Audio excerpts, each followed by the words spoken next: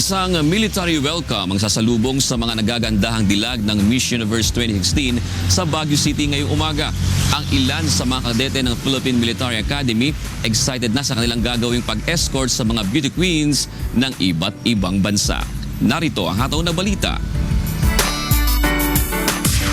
Paglapag pa lang ng Luwakan Airport, ang 130 matitikas na kadete ng Philippine Military Academy ang magbibigay pugay sa 32 na binibining kalahok sa pinaka-prestiyosong beauty pageant sa buong mundo.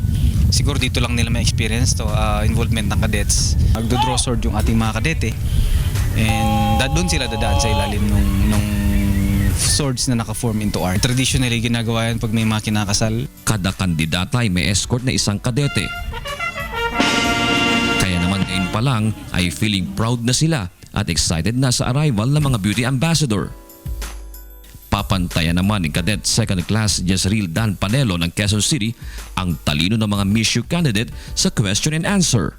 Feels good. It feels great. It's a great honor and a privilege to be able to escort the candidates of the Miss Universe, knowing that not a lot of people of my age in their early 20s get to do this, sir.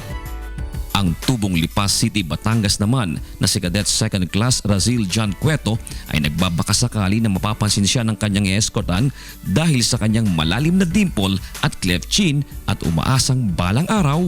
I'm hoping, sir, maybe someday, sir, that I will have a chance to be one of the lucky men who will be hopefully getting married with a Miss Universe candidate, sir. Tampok din ang silent drill ng mga kadete na tiyak na kagigiliwan ng lahat.